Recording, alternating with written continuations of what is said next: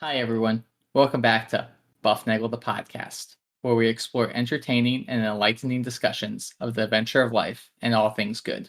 From science and technology to history and philosophy to leadership and success. We hope to give you a better understanding of the world and skills for everyone to pursue their own adventure.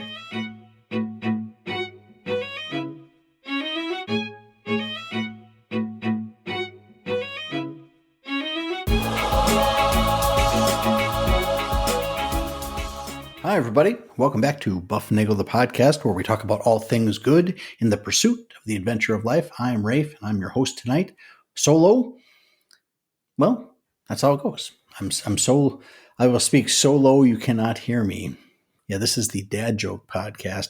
Hey, thanks for being there. We appreciate you being the great listeners that you are. You have made us a global top 10% podcast. As usual, you can reach us at bufnagle@bufnagle.com. Remember to share the love, share the buff, give us a 5-star review, hit subscribe or like or smiley stars. Hey guys, these things really help. I know it sounds like it doesn't cost you anything. So you hit the subscribe button.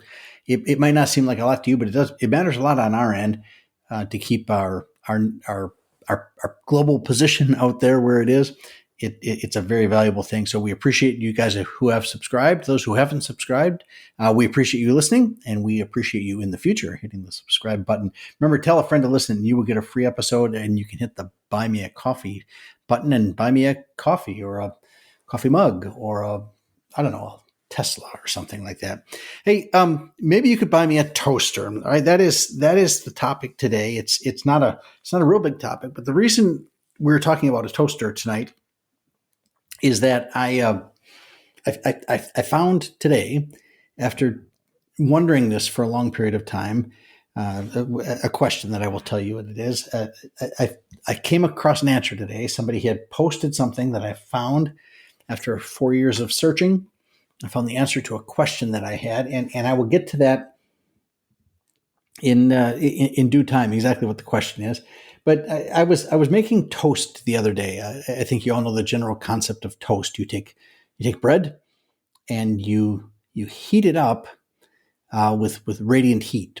So you don't bake it, but you heat it with either you put it in the oven under the, I think it's called the broiler, which is a red hot coil thing at the top of the oven, and you put the bread close to it, and it gets heated with, I guess I call it radiant heat instead of convection heat or conduction heat. You don't just take the bread and touch it to a hot piece of metal. You don't take the bread and just put it somewhere warm. You actually shine those magic electromagnetic waves of heat on it, and it does a neat thing. It kind of cooks on the surface and starts to caramelize and turn black. And there's probably some other words for it, but it's like it's how you broil up the top of a pizza, or how you get a nice little crust on a casserole or something like that. But toast is the same way. You heat it that way, and as long as you have enough heat and not too much heat for too long, you will get toast. You will turn soft, squishy bread. You will dry it out a little bit, and you will turn it into toast. You will dry it and start to caramelize it, to start to burn it up there, but not too much, because then you get burnt toast. And I don't know, some people like that. My parents used to like that a lot. I think they would always have their toast darker than I did. But anyway, there's toast, okay? And I'm not going to go to the toast song from the Bob and Tom show. Haywood Banks did a song. You can look up Haywood Banks and the toast song. It's quite funny. French toast, all other kinds of toast are in there. But all right, if you have a toaster at home, you probably know how this works. You may not make toast in the oven. They used to do that before the toast machine was invented, around electricity times. You can make toast over a fire. You can make toast. I know that you make toast in front of a fire, or you make toast in the oven or in a toaster. Most of us have toasters. And the idea is you put the bread in the top, typically, and you press a lever down, and then you wait. And after some period of time, it pops up. And typically, I've found that as I've aged, I have to push the button down more than once there to get the toast to be adequate toasted. And it seems to me like it was taking a longer and longer time. And I'd say to my wife, hey, I'm going to make a piece of toast. And I'd put the bread in the toaster and I would wait and wait, and it pops up and it's not done. I push it down again. It pops up. It's not done. I push it down again. And it wasn't like like a sitcom where I push it down once and it's still raw. I push it down once and it's still raw. And the third time I push it down, it comes out burnt. That's not what happened. It just takes forever, it seems like, to get the toast to cook. And my recollection as a kid is you would put the bread in the toaster and you'd wait, I don't know, a minute, maybe 45 seconds, maybe a minute and a half.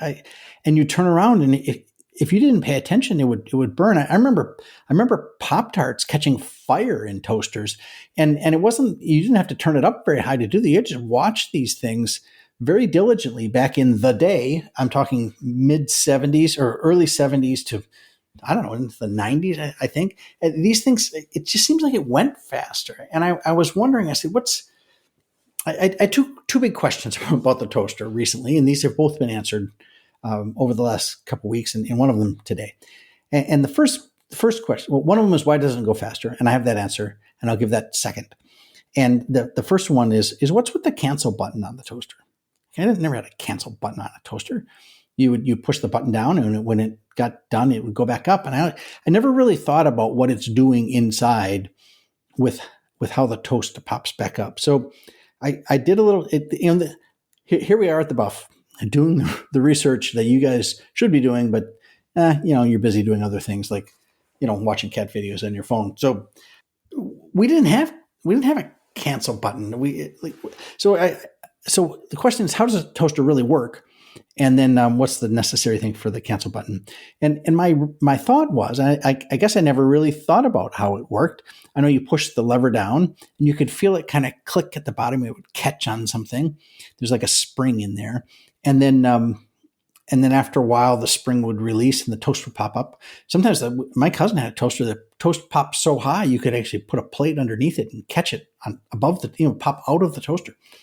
And there were other kinds of toasters. Okay, my grandmother had a toaster that would toast just one side of the bread. It was kind of it was a tall, skinny thing, and there were these two doors that opened out to the side. You'd put a piece of bread in on each door, and the heating element was in between the two pieces. And you would, I guess you would just wait a period of time, and when you thought it was right, you would open the little doors, and the toast would slide down onto them. And as it did, it kind of flipped itself over, and then you'd fold the doors back up, and it would toast the other side. So it would toast one side, and then you turn it over, flip. It would automatically flip over when you turned the door, and that was kind of cool. It didn't pop up. But the pop-up toaster has been pretty popular. Popular pop-up toaster. Okay, yeah, dad jokes. And so the cancel button does a very interesting thing. Okay, and the modern toaster has the cancel button because a modern toaster is an electronic appliance. It's when we have technology, we have the desire to use it. Sometimes, your toaster can probably, a lot of them, I'll bet, have Wi-Fi now. I'm not sure why we need that, but that's the way it goes. It turns out when you have your modern pop-up toaster now, the pushing the lever down thing does essentially three things when you push that lever down. The toast goes in there, you push the lever down, and three things happen. The heating wires, that's in quotes, heating wires, we'll get to that in a second. The heating wires turn on, and they get hot when current runs through them. The second thing that happens is an electromagnet gets turned on, and that magnet holds I guess I'll call it the cage, the carriage, whatever, the thing the toast is sitting on. That thing gets held down with an electromagnet. Electromagnet current runs through the wire. And those of you who followed the speed of light thing, we know that if you run current through a wire, you get a magnet. So we get an electromagnet that holds the carriage down against a spring. A spring is trying to lift it back up, but the magnet holds it down. And then the last thing does is a timing circuit gets initiated, I guess is the thing. So the carriage is being held down against a spring, or in opposition to a spring, I guess you should say, and the heating elements are going, and there's a timer going, and it's not a timer like a clock timer. it doesn't wind it, and then a spring goes off at the end with a bell sound. There's a capacitor in this circuit, and I'm sure Bob will be all over this and tell me that I don't get it exactly quite right. But the capacitor gets charged, and when it gets full enough, I guess you can have different capacitors set for different things.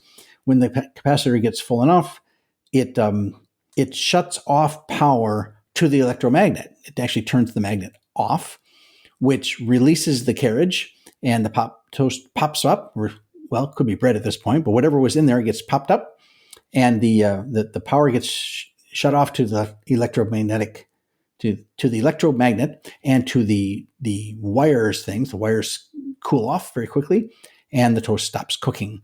And the knob on your toaster impacts the speed at which the capacitor fills. So if you set it very low for a light toast, then the capacitor will fill very rapidly, and it will not heat your toast very long. And if you turn the knob real high, then the capacitor will fill slowly, and it will take longer. You'll have more heat on that toast, and it will get darker. So how does this deal with the cancel button? Well, the cancel button essentially shuts off the power to the electromagnet prematurely. It stops the flow of the flow of current to the electromagnet, and the cage gets released, and then the current shuts off for the heater, and the capacitor, I guess it discharges, or maybe it sits around. It just, I don't know what happens. Somebody will tell me what happens with the capacitor. So the reason you have a cancel button is because you have this electromagnet in there with a capacitor-driven circuit, and that's how it works. And that was kind of interesting to me, because I always used to just push the lever hard enough to break the. You can break the grip of the electromagnet by just pulling the lever up, and it'll go. So that's, I guess, you do you, I'll do me. I hit the button now because I don't like to think that I'm trying to force up try to break the magnet's pull on that thing. So that's how the modern toaster works with the cancel button. That's why you need that. Now, back in the day, the automatic pop-up toaster would work through like a bimetallic strip. So it would be two pieces of metal that had different coefficients of expansion under heat or something like that. And it would bend. And when it got hot enough, it probably would bend out of the way of holding down a little tab, and the toast would pop up. And there's a number of ways that people have always tried to get the toaster to work better and to get the perfect toast. People have been chasing toast for centuries. And with the advent of electricity, apparently the best toaster out there is what's it called? It's a sunbeam. It's a sunbeam that actually measured the temperature of the toast, not just waiting for time. So that's what you really need, is that. So like I said earlier, the my memory seems to think that toast got toasted faster back in the day, and I always kind of blamed it like on weak toasters nowadays, that people were just concerned about keeping the toasters low powered because, I don't know, to keep it safe or something. And back in the day we had muscle cars, and we had great toasters. So we had muscle toasters, I guess you could call them. But I found a Substack. This is what I found today. I found a Substack by a guy named The Amateurist. And he wrote a long treatise. This is why we have the internet, and this is a great thing about the internet. He wrote a treatise on toast and toasters, and are they really slower than they used to be? And it turns out the answer is yes. I was right on that, and my daughter will say she's heard me rant on that, and my wife has heard me rant on that, and they will be blessed to listen to this show when it drops, and they will know I've been vindicated in my what do we do as old men? We shout at clouds, right? Shouting at clouds to make the toast faster. The Amateurist Substack guy, you should subscribe to him, because I'm going to take some of this stuff from him, and he did the research, and I'm going to spout it to the world, and and he did the work. So I want to make sure that he gets credit for this. The Amateurist is a Substack, and he wrote this back in 2020. So I'm surprised I haven't found this before then, but here it is. It turns out back in the day, prior to recent advents in electronics, most of the heating coils, the heating wires in the toaster were what are called nichrome wires. And these are the same, if you've launched model rockets, these are the same little wires that you run a simple current through, like a car battery, or maybe a series of just D batteries, some enough current through them. You will heat up this little wire, and the wire starts to glow red hot, and it lights the fuel in the rocket, and the little model rocket goes screaming into the sky. We use nichrome wires for rockets, and they use nichrome wires to make toast. And if your toaster wires are hot enough to launch a rocket, they should do a great job on toast. And they used to do that. They made toast very fast, and they got very hot very quickly. And that was a good thing. Now, it turns out they make them now out of some alloy of iron, chromium, and aluminum, which is, I don't know, it's cheaper or safer or more environment. I don't. For some reason, they do that, and they don't make the nichrome wires. I think they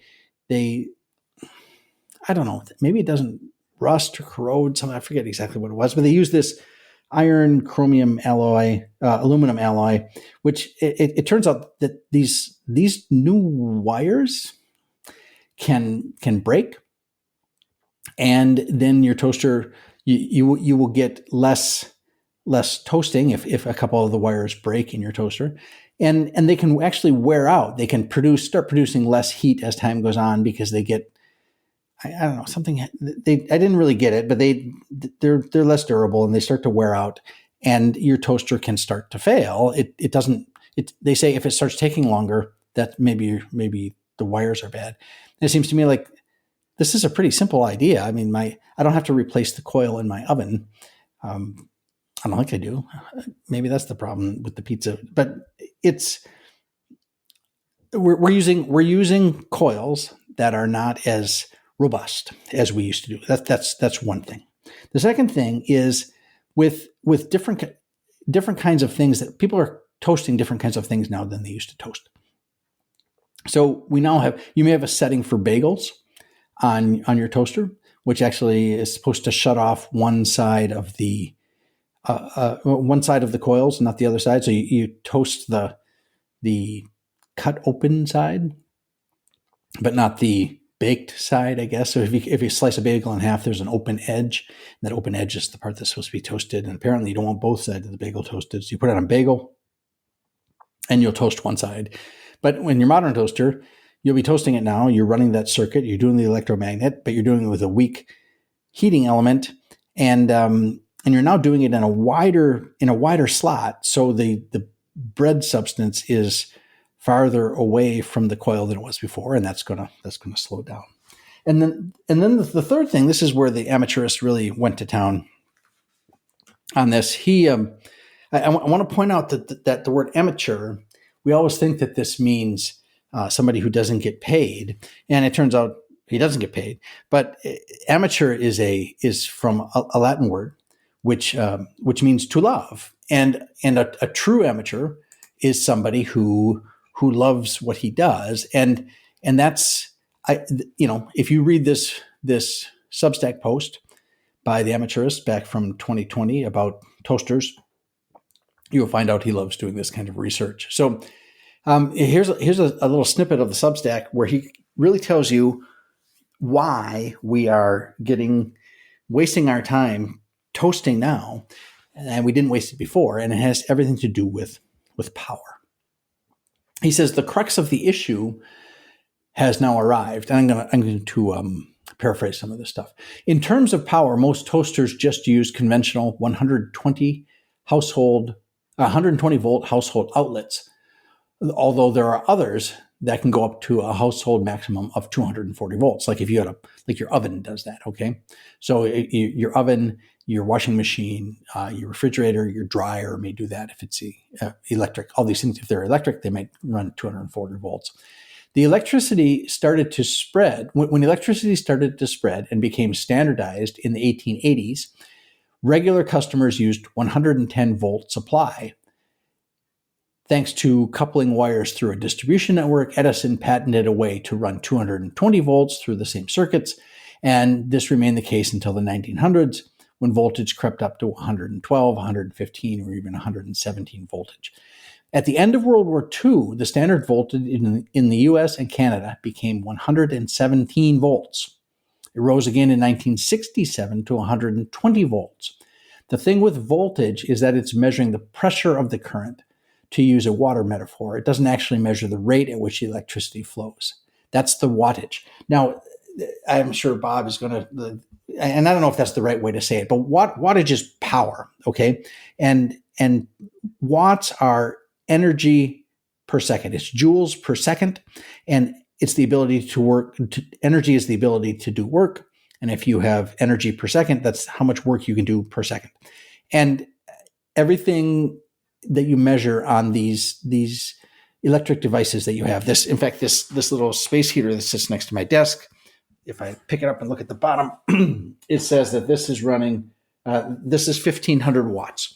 And your microwave oven has a wattage, and light bulbs have wattages, and a watt's the amount of power that it does. That's energy per second. So everything with toasters is wattage, okay? So if you plug in a brand new Sunbeam radiant control toaster from 1950 into a 120 volt socket, that Sunbeam is rated for that outlet, which means it can tolerate that voltage at the current that it needs to draw, and it's rated for 1275 watts. So the higher the wattage, the more power that appliance can turn into toasting energy. So he came across what he calls the holy grail of historical toaster information, and it's a plain text HTML physics website with an entry from 2004 about the power capacity of historic toasters. So he found the thing that I've been dying to find, and I searched for it and I couldn't find it. So I sent him a note, and maybe if we can get this going, he'll come on the show or something like that. So, but it's just a website, and it lists old toasters and what their wattages were and what kind of voltage they were doing. And this is a wonderful piece of information, because it reveals what we have been supposing, right? He says the wattages of toasters from the 40s and 50s snuck up from the 500 to 600 range, and then into the 800s. And by the time the 60s rolled around, there were toasters with a capacity to carry 1200 watts or more, just like the Sunbeam we mentioned earlier. In the 1960s and 70s, the appliance companies were hungry to display their convenience to the modern customer. That meant kitchen tools that were hot, fast, and able to get food on the table. As a result, the electrical capacity of toasters spiked in this era. We're talking 1600 watts or more. More watts means more electricity running through those glowing nichrome ribbons, which makes for hotter toasters, which means faster toasting, and of course, a higher likelihood of burning. By the 80s and 90s, things were out of control. One Toastmaster model from that era had a capacity of 1,875 watts. It's no wonder everybody was burning the toast. And as a side note, I'm sure they were starting fires. I remember, I think it was in college. If you didn't watch your Pop-Tarts in the toaster, you would have flames coming out of the toaster very rapidly. And now I put Pop-Tarts in the toaster, and I have time to go take the laundry and put it from the washer into the dryer, that kind of thing, or run out and get the mail, or go out, start the car up to get it warmed up. There's a lot of things I can go do while something's in the toaster, but not back in the day. Things would burn very rapidly. So these days, our friend Amateurist goes on, these days toasters are back to the 800 to 1200 watt range, with a few, if any, household models exceeding 1500 watts. Now, 1500 watts, that's what my little space heater is next to my feet here if I turn it on. And that thing will get my leg warm. It's never lit my pants leg on fire, and it's never lit the the table leg on fire. But he says toasting today feels slower because it is, and the toasters themselves seem weaker because they are. The crusty rise and sourdoughs, bagels, and 100-grain loaves that we're throwing in these things are just too sturdy to be toasted to golden perfection the way a slice of Wonder Bread did back in the day. But that's a story for another time. So he said there was a toaster, a Toastmaster from the 80s and 90s that had a capacity of 1,875 watts. Now, I looked at my toaster in my kitchen over there, and my toaster is 1,200 watts, but it's a 4-slice toaster. So each slice is getting what? Is getting 300 watts or using 300 watts, I guess you could think of it that way. So, and granted, if you put them in, you put them in 2 at a time or one at a time, right? I mean, so you're going to do 2 of them at once, and that's probably pulling 1,600 watts, and the other one 600, and 600 gives you 1,200 watts. The 1,275 from the Sunbeam Radiant Control toaster from 1950 had 1,275 watts. So there's a toaster from 1950 that has narrower slots, that has better heating elements, and has only 2 slots. And that thing is churning out 1,200 watts, or 1,275 watts. But my 4-slice toaster in here with wider spacing, with electronic this, that, and the automatic popper-upper thing, and inferior heating elements is only doing 1,200. So yeah, it's taking longer because it's being half as heated. So we have come into possession of a thing called a toastolator, which is a machine that you put the toast in the side of. This is from like the 40s.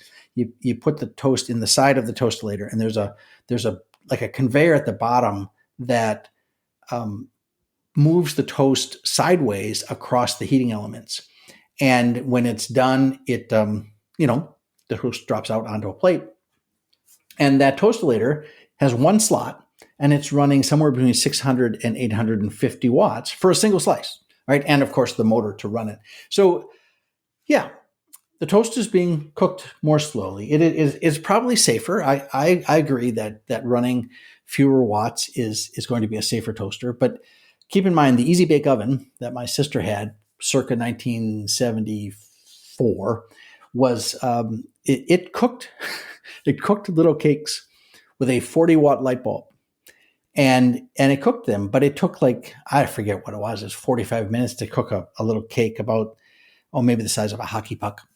And that's what happens when you turn down the wattage of your toaster. You will spend more time making toast. And yeah, I suppose that there are some people. Some people nowadays have prevented starting fires that they would have started back in the day had they had a more powerful toaster. But I guess the short answer is this, is that the toaster has been weakened over the last 50 years or so. It has been scaled down. The gaps are bigger. The heating elements are inferior. And yeah, it's not as good as it was back then. So as the muscle cars have gone out of favor, so have the wonderful toasters of my youth. So anyway, I hope you think about these things next time you are trying to make toast and you may be struggling. It might be worthwhile just to grab the broiling rack for your oven, turn on your oven and crank that sucker at 550 degrees and make your toast in just a couple minutes. Until then, I'm going to encourage you to seek the good, live virtuously, and flourish and enjoy the adventure of life.